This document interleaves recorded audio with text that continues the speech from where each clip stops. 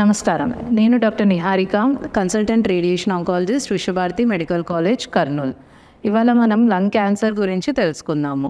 Lung cancer అంటే ఊపిరితిత్తుల్లో cancer గడ్డ రావడము. సో క్యాన్సర్ అంటే కణాలు అన్‌కంట్రోల్డ్ గ్రో అవ్వడము. అన్‌కంట్రోల్‌గా అంటే పరిమితిని మించి గ్రో అయ్యి ఒక గడ్డలాగా ఫామ్ అవ్వడము. సో ఆ గడ్డ అది ఊపిరితిత్తుల్లో అయినా ఉండొచ్చు, లేదా ఎక్కువ అడ్వాన్స్డ్‌గా పోయి వేరే అవయవాలకైనా స్ప్రెడ్ అయ్యి ఉండొచ్చు. సో అలా ఉండడం వల్ల మనకి ఏమి సిమ్టమ్స్ బయటపడతాయి. ఏం సిమ్టమ్స్‌తో వస్తారు పేషెంట్స్? యూజువల్‌గా ఏంటి అంటే ఛాతీ నొప్పి, దగ్గు, రక్తం రావడము, లేదా వెయిట్ లాస్ అంటే అన్‌ఎక్స్‌ప్లెయిన్డ్ వెయిట్ లాస్, బాగా తూకం తగ్గిపోవడము, ఆకలి తత్వం తక్కువ ఉండడము, లేదా ఇంకా నీరసించిపోవడము తొందరగా.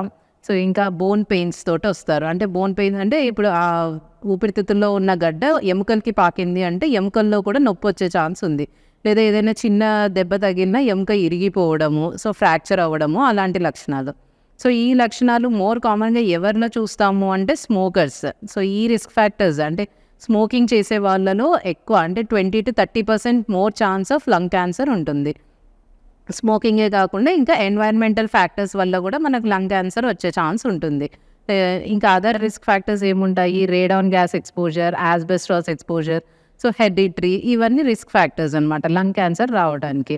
సో ఈ లక్షణాలు ఈ రిస్క్ ఫ్యాక్టర్స్ ఉన్నాయి అంటే లంగ్ క్యాన్సర్ స్క్రీనింగ్ చేసుకోవచ్చు. అంటే ఇయర్లీ ఒక సీటీ స్కాన్ చేయడము.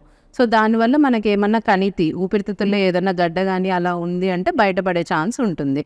సో వీటికి ఒకవేళ లంగ్ క్యాన్సర్ ఆల్రెడీ డయాగ్నోస్ అయ్యింది అంటే గాన we can treat them. How we can treat is like surgical methods ఉన్నాయి, కీమోథెరపీ లేదా రేడియేషన్.